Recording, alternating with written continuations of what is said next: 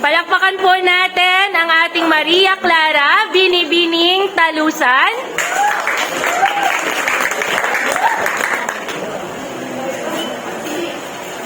Kayo nakikiramay? Kayo? Kayo ang pumasak sa aking nobyo! Tinuhin niyo siya na parang isang hayop! Wala ang puso! Sugod kayo ng Diyos? Ngunit hinahangad ninyo ang pagkamatay ng isang tao? Klaseng pari kayo! Bakit nakes? Huwag niyo akong kawakan! Nang naloob! Nang naloob!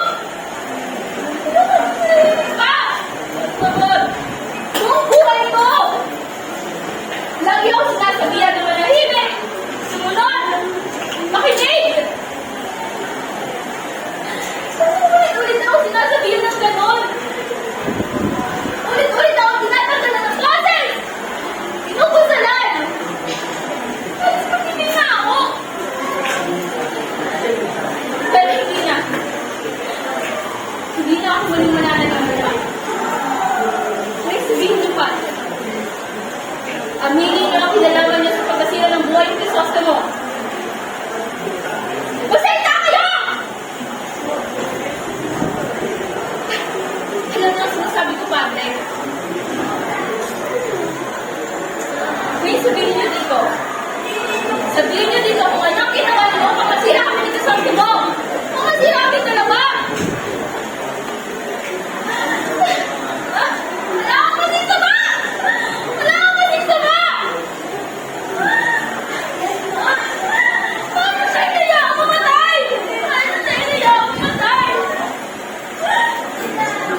Natapalangan na tao! Ang tanging hinangad niya lamang ay mapabuti ang sensei ko! Ngunit kayo! Kayo, ano bang nagawa ninyo? Sino, Padre? Ano bang nagawa ninyo?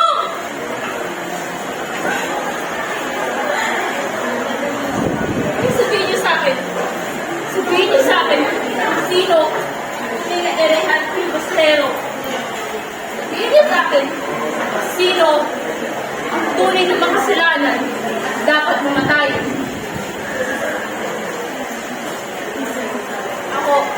Ako si Maria Clara de los Santos y Alba.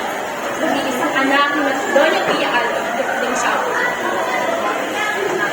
Pinaguli ang pinakamagandang queen, Luciano Sanyero.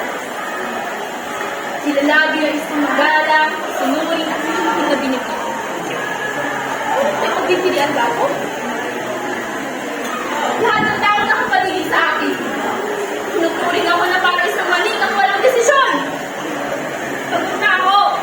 Pagod na ako! Maraming salamat. Palakpakan po natin si Binibining Talusan. Very good.